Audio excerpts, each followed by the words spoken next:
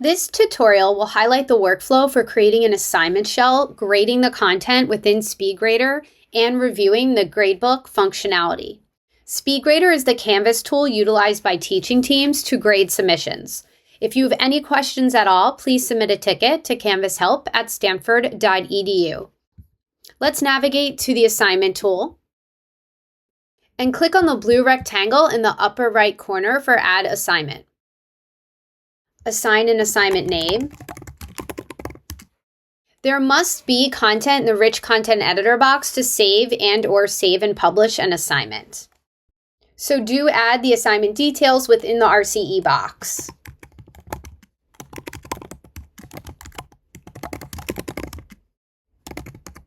A link, image, media, or doc may be added to the RCE box. Click on the corresponding icon, carrots, to upload specific content. Scrolling down, assign points if display grade as points is selected. By clicking on the caret within the display grade as field, the ability exists to grade according to percentage, complete, incomplete, letter grade, GPA, or to create an assignment and have it not graded as well. Now for submission type, if this is the first time creating an assignment, submission type may appear as no submission. However, once clicking on the caret, other options appear. In order for students to be able to submit work to this assignment shell, teaching teams must select online, and then all these other field entries will appear. We highly recommend selecting File Upload.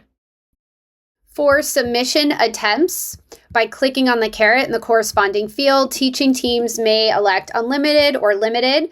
For the purpose of this tutorial, this is midterm, so I'm going to select limited and select one number of attempts. However, by clicking on these carets, attempts may be increased or decreased. If you have other questions regarding group assignments or peer reviews, please submit a ticket to canvashelp@stanford.edu. Now I'm going to speak to the Assign Access Assign To box. The default option is to assign to everyone in the course. However, instructors may add specific individuals or sections by clicking on the caret in the Assign To field. We highly recommend utilizing a due date and time. Once set, this will appear on the student's dashboard on the right side of the screen under their to-do list. So it's a very helpful reminder for the students. Regarding the time, please drill down and set a specific day and time. The default is typically set to 11:59 p.m. or 12 a.m. These times could cause unnecessary confusion when collecting assignments, so we recommend a more convenient time. Now, if only the due date field is completed, then students will be able to view the assignment and open it to access it at any time. The assignment shell may be locked down further by completing the available from and until fields. Once completing, students will only be able to access within the available from time and until time selected. We also recommend making the due date time consistent with the until fields and time. Do not forget to click Save and/or Save and Publish. Now we're going to submit work to this assignment shell as a student to ensure the assignment shell was set up correctly and students are able to submit work to this assignment shell. At the top right of the screen, there is an eyeglass icon that reads View as Student. Click on it and a lovely pink fuchsia border appears, which denotes Student View. Click Start Assignment in the blue rectangle box. Now a student can click on File Upload, which uploads the file directly from the desktop. The option also exists to upload from Google Drive LTI 1.3. Let's upload the file from the desktop by clicking on the rocket ship, locating the document, and selecting Open. Students are also able to leave comments for their uploads. And then select Submit Assignment in the blue rectangle box.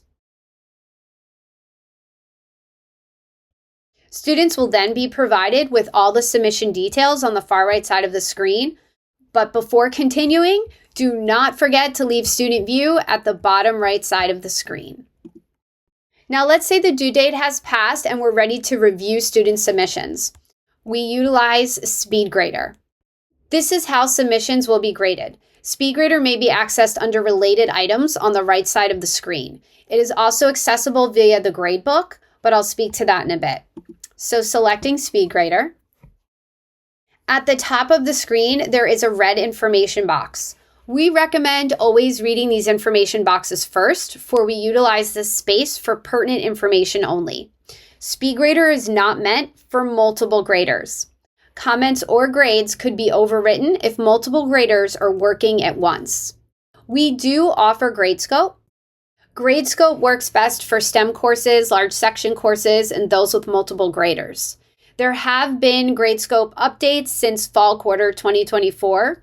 In particular, a new Gradescope integration, upgrade to the latest LTI 1.3.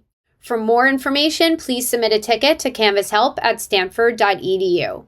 Closing out of this information box. Now, draw your attention to the top right side of the screen. Instructors may toggle from one student to another view by clicking on these arrows. The ability also exists to annotate directly within the text area. There are several options. By clicking on the bubble, one can leave comments directly in line text. By clicking on the highlighter, one can highlight text and get creative with the color options. One can also strike through by clicking on the strike through icon to strike out written text. And by clicking on the paintbrush, text may be easily crossed out, circled, highlighted, or drawn attention to. Handwritten annotations may also be added by clicking on the square and highlighting particular parts of the text.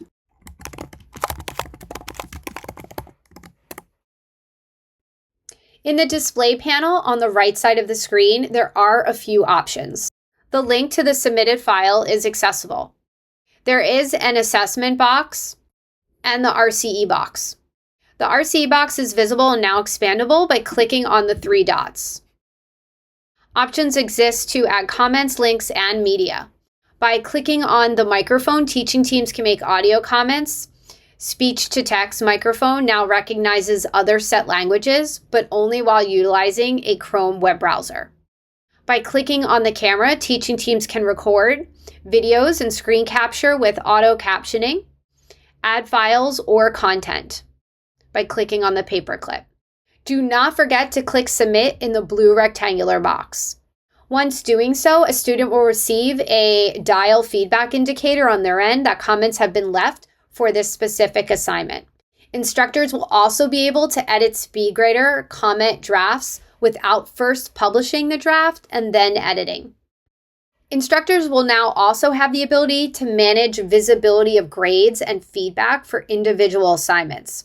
If the individual assignment posting policy is elected to schedule release dates, this panel will appear.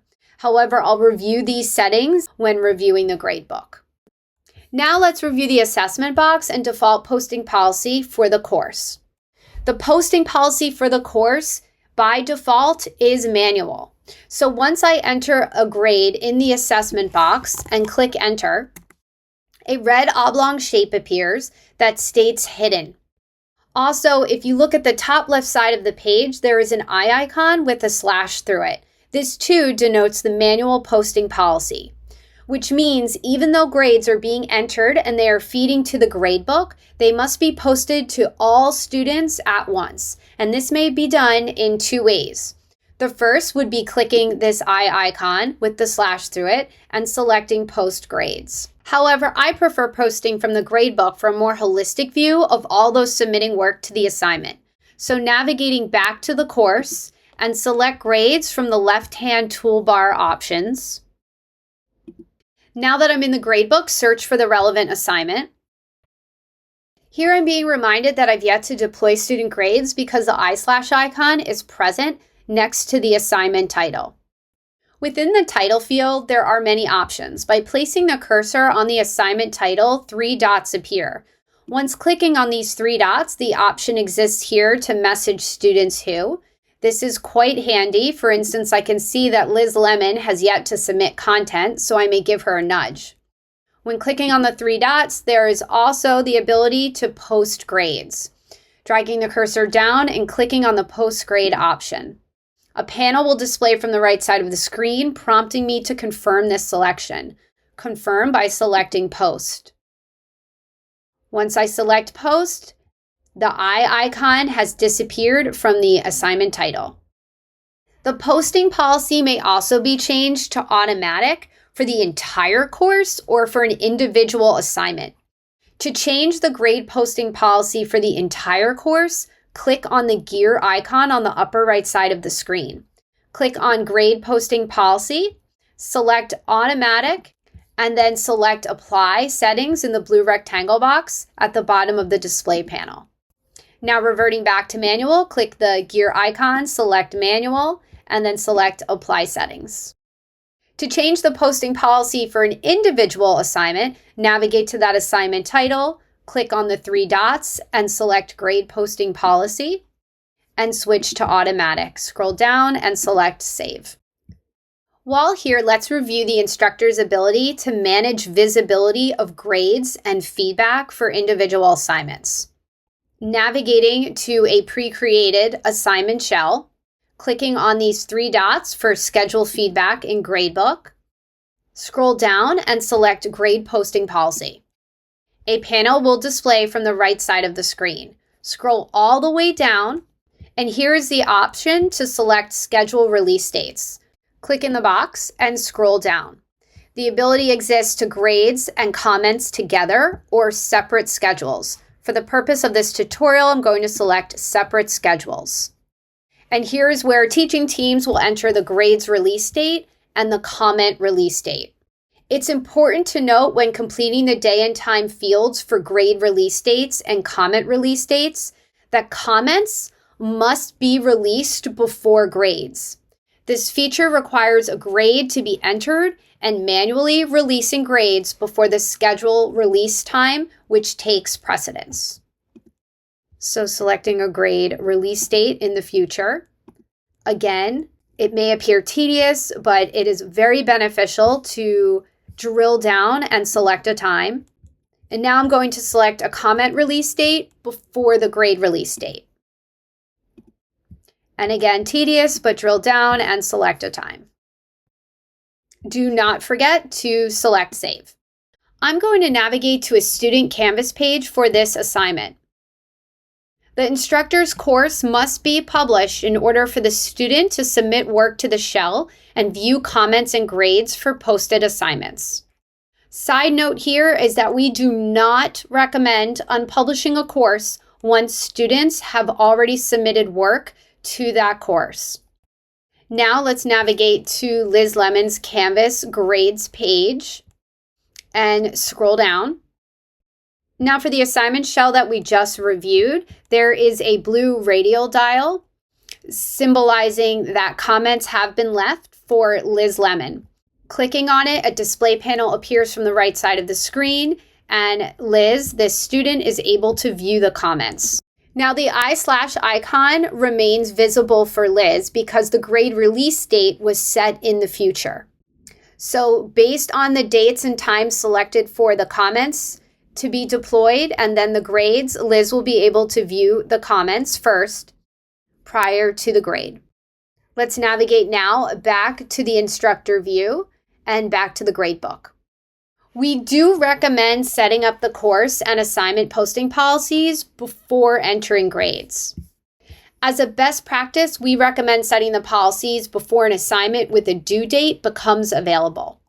Once clicking on the gear icon, the ability exists to set late policies, the grade posting policies, advanced, and view options.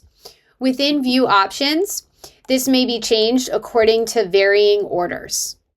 Click on the arrows to choose the option. The option also exists to show different items, for instance, notes, unpublished assignments, hide assignment totals, hide total and override columns, and view hidden grade indicators.